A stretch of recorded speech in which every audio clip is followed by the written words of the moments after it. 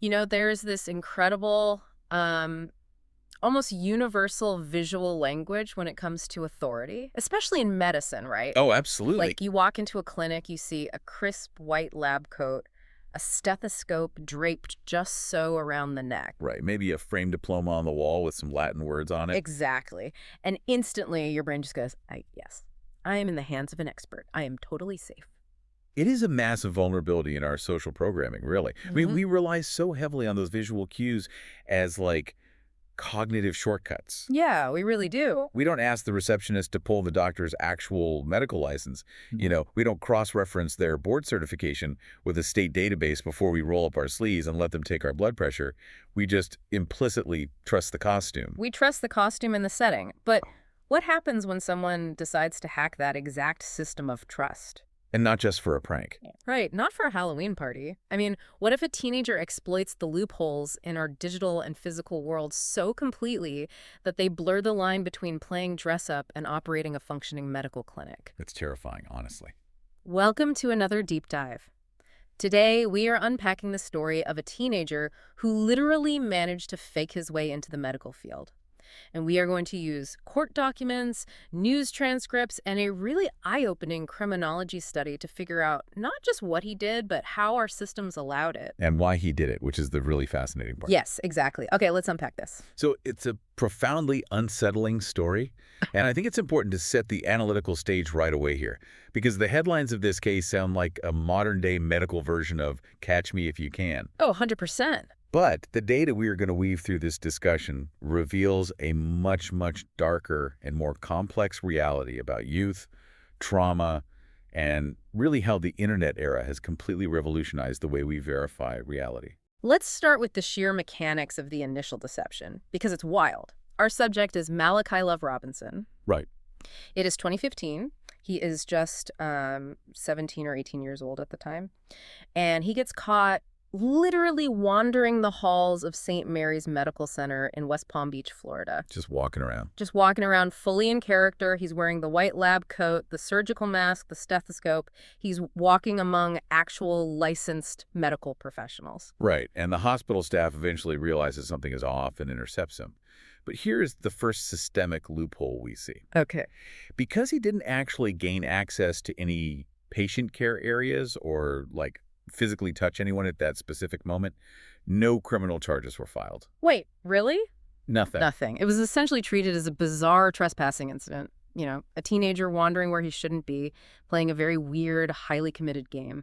Which, logically, you'd think would be the ultimate reality check. You get intercepted by hospital security, the illusion is completely shattered, you go home, you reevaluate your life choices. You would think so, yeah.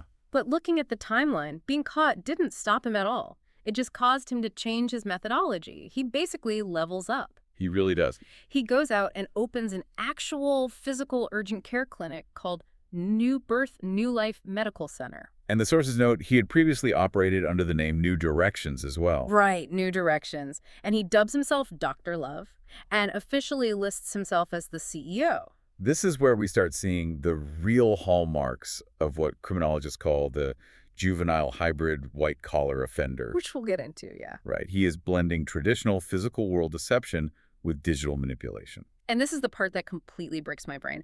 How does a teenager secure a physical medical office? It's a great question. Like, opening a medical clinic with a fake online degree is like downloading a flight simulator and immediately trying to fly a commercial airliner with real passengers. There are physical doors. There is rent.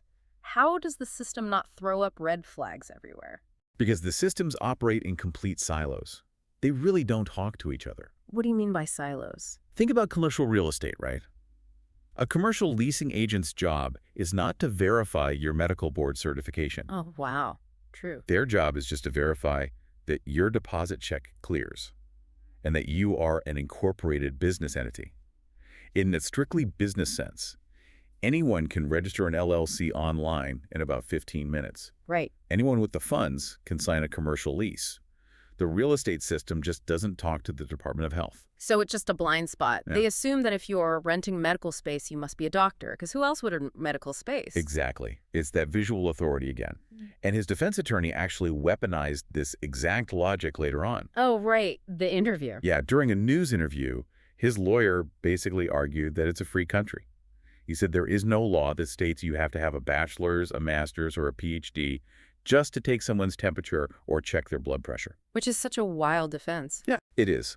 The lawyer was essentially exploiting the gray area between operating a health-adjacent business and practicing medicine without a license. But the illusion he built went way beyond just taking temperatures. I mean, he fabricated an entire digital ecosystem to back up the physical space. He really did. He padded his clinic's website with impressive-looking stock photos of doctors.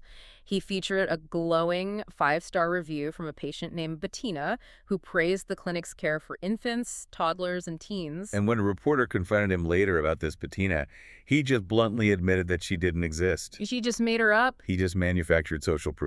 It's so easy to do online. But the ultimate manifestation of this is his credentialing. He listed his name on the building directory, claiming to be an MD, which he later taped over, and then claimed to hold a PhD. The infamous PhD. Yes. We have the transcript from an Inside Edition interview where the reporter presses him on this alleged PhD. They did the background research. His grand, impressive PhD was actually an honorary doctorate of divinity. He literally bought it online for $32.99. That $32.99 certificate is basically the linchpin of the whole operation. It perfectly illustrates how digital platforms have democratized the aesthetics of authority. Democratize the aesthetics. I like that. Yeah, he didn't need to forge a document from scratch. He just purchased a legally meaningless but visually impressive piece of paper and relied on the fact that patients don't typically audit their doctor's educational history. We just see the paper and say, okay, doctor. But, while a teenager buying a $33 fake degree sounds almost comical, the human cost of this systemic failure was devastating. It was very real. Moving from the dress-up phase to the actual consequences, he wasn't just checking temperatures. The court documents and news reports paint a much darker picture of what was happening inside those clinic walls and even outside of them. Yeah, he was performing physical exams, he was giving medical advice, and prescribing treatments to people who genuinely, fully believed they were in the care of a licensed physician. It's so dangerous. And financially, the deception was incredibly predatory. He specifically targeted the vulnerable. He stole $30,000. And one of our sources actually notes it might have been up to $35,000 from an 86-year-old female patient. And he did that by stealing her personal checks during house calls, right? Correct. While pretending to provide in-home medical care to an elderly woman, he was systematically draining her bank account. Ugh, that's awful. And he also managed to defraud an actual legitimate doctor out of $20,000. He wasn't just playing a prank here. He was running a highly lucrative, sophisticated scheme. So where were the regulators in all this? I mean, the state must have known something was happening. They did know. The Florida Department of Health officially issued a cease and desist notice to him in October of 2015. But a cease and desist is just a piece of paper. If someone is already comfortable faking an entire medical license, a warning letter isn't going to stop them. Why didn't they padlock the doors? Well, bureaucracies are designed around compliance, not rapid enforcement. Yep. Health departments typically assume they are dealing with licensed professionals who made, an administrative error, not a teenager running a wholesale fraud operation. So they just send a letter and assume he'll stop. Exactly. Yeah. It wasn't until early 2016 when he examined and gave medical advice to a woman who turned out to be an undercover police officer that a sting operation finally provided the physical evidence they needed to arrest him. So what does this all mean for his consequences? You would think that handcuffs and a jail cell would shatter the illusion for good. The jig is up. Did he immediately learn his lesson? Not at all. In fact, his behavior escalated, just in a different geographical location and a different industry entirely. This is where the story shifts from a bizarre local news anomaly to a really troubling psychological profile, I think. Absolutely. Because while he was out on a $26,000 bail for the Florida charges, meaning he is actively awaiting trial for posing as a doctor, he traveled up the coast to Virginia. And there, he was arrested yet again. For trying to buy a Jaguar at a dealership using an elderly woman's stolen credit card. Yes. The audacity is staggering. He's out on bail for a massive medical fraud, and his immediate instinct is to cross state lines and commit a complex financial fraud. It proves that the white coat wasn't the point. The deception was the point.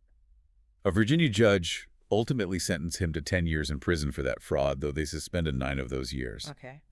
He then went back down to Florida, faced 14 criminal charges in that jurisdiction, and ultimately took a plea deal. He agreed to serve 3.5 years in a Florida prison and was ordered by the court to pay $80,000 in restitution to his various victims. Which brings us to a really fascinating part of the sources, the recidivism loop, and how he justifies his own behavior to himself. The interviews are incredibly revealing. They really are. There is this stark contrast in the news transcripts regarding how he talks about himself over time. Like before he went to prison in that first TV interview, he vehemently insisted his, quote, intentions were pure. He claimed he simply wanted to help people. That is the classic rationalization we see in fraud cases.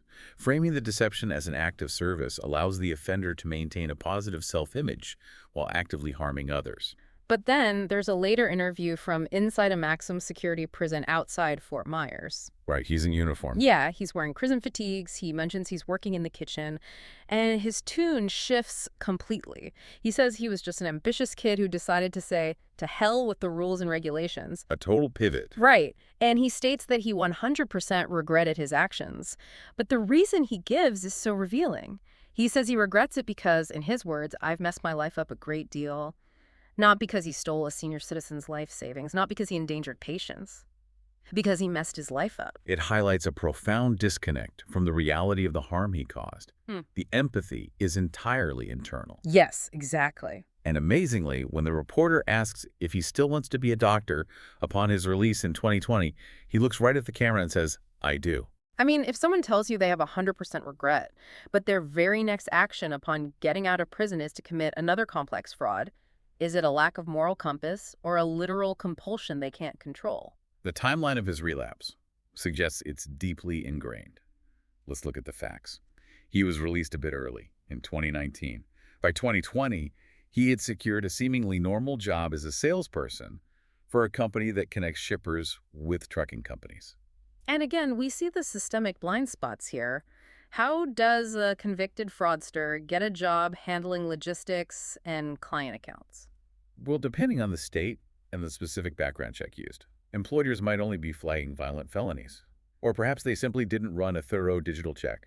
Or you just lied on the application and the company needed a salesperson. Right, and he exploits that trust immediately. Instead of reforming, he used his position to redirect customer payments away from the shipping company and straight into bank accounts that he personally controlled. Yeah, he stole over $10,000.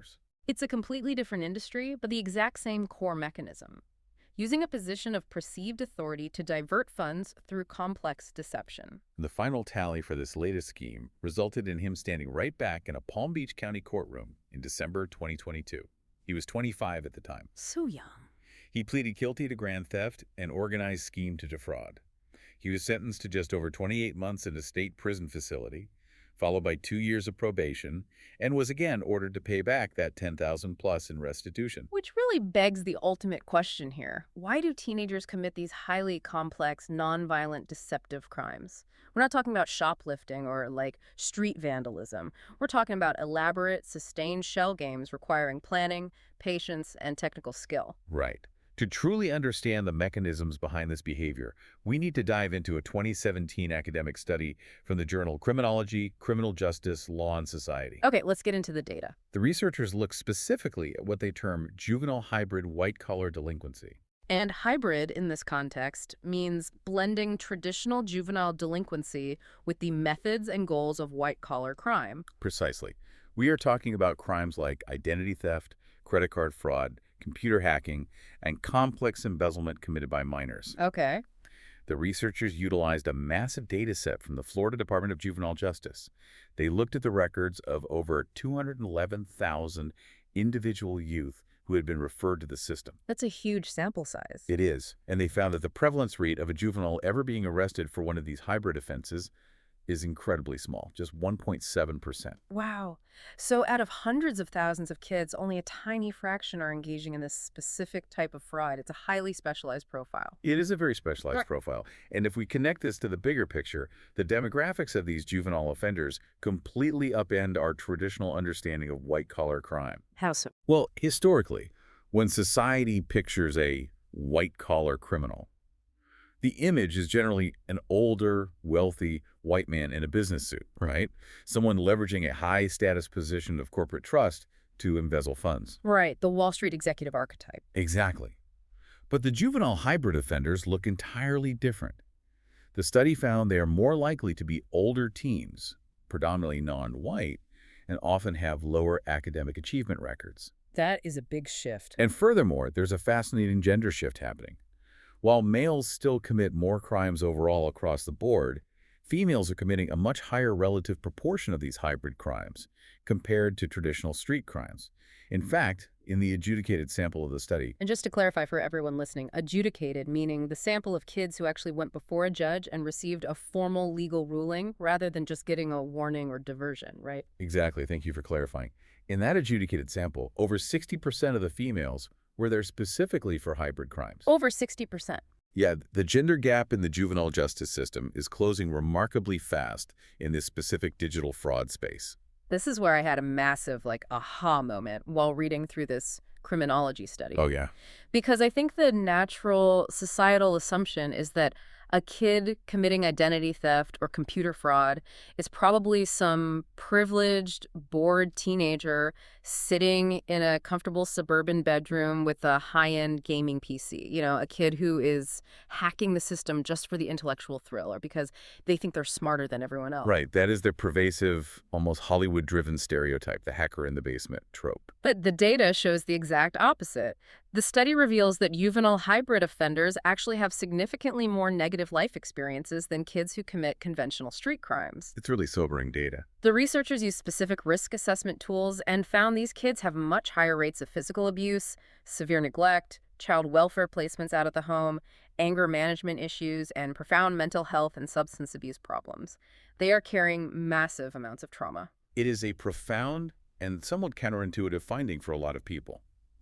The youth engaging in these highly sophisticated intellectual frauds are, statistically, among the most traumatized individuals in the entire juvenile justice system. It's so sad. The study noted that conventional delinquents, the kids getting into physical fights or committing standard property damage, actually had significantly less traumatic life experiences than the hybrid offenders. Which completely reframes how we have to look at someone like Malachi Love Robinson. I mean, it obviously doesn't excuse the predatory behavior or the financial ruin he caused to his victims, but it adds a deeply tragic psychological context. It certainly adds a layer of understanding. Yeah, and the sources mentioned that his own mother stated he suffers from an undisclosed illness and had adamantly refused to take his medication in the past.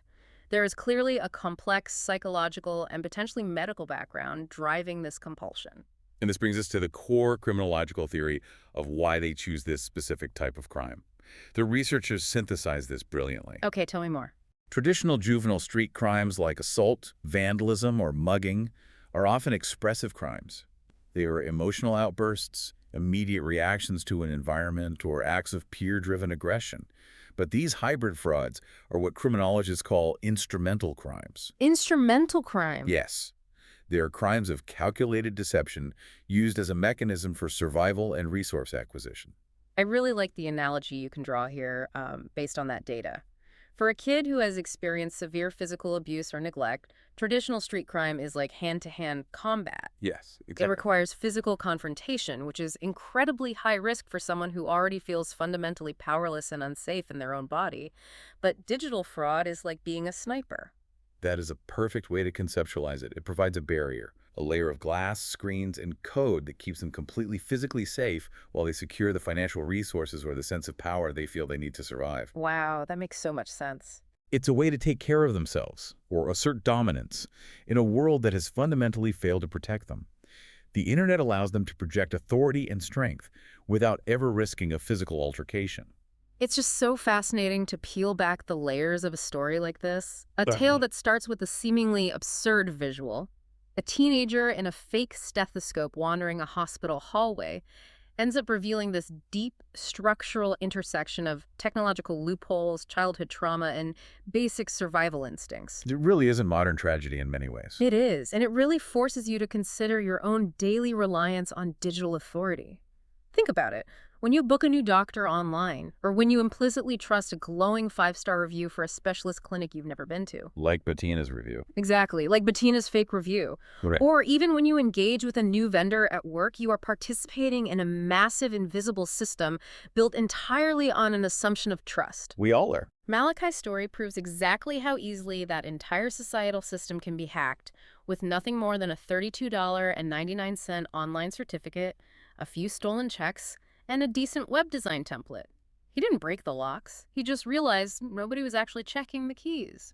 It's deeply unsettling when you realize how fragile the verification process truly is. And I want to leave you with a final thought to mull over, building on what these sources have shown us about the rapid evolution of deception. Okay. The criminology study points out that technology has effectively removed the traditional barriers to entry for complex fraud. Think about what Malachi accomplished years ago with relatively basic internet tools, standard stock photos, and printed business cards. Right. If a teenager could manifest a fully operational physical medical clinic out of thin air back then, what happens to our society right now? We are entering an era where the tools for forging professional identities are becoming completely indistinguishable from reality. Oh man, that is a scary thought. With the rapid rise of deepfakes, perfectly AI-generated credentials, synthetic voice cloning, and automated phishing networks, how will we verify anyone's identity or expertise in the future? If the costume is no longer just a white coat, but a flawless digital replica of a human being, how do we ever know who's actually sitting on the other side of the screen? It really makes you want to ask your doctor to see their actual physical university stamped diploma the next time you go in for a checkup, doesn't it? Just to make absolutely sure you aren't being treated by a 17-year-old with a doctorate of divinity. It wouldn't hurt to ask. Definitely wouldn't hurt. Thank you for joining us on this deep dive. Keep questioning the world around you, look past the costume, and we'll catch you next time.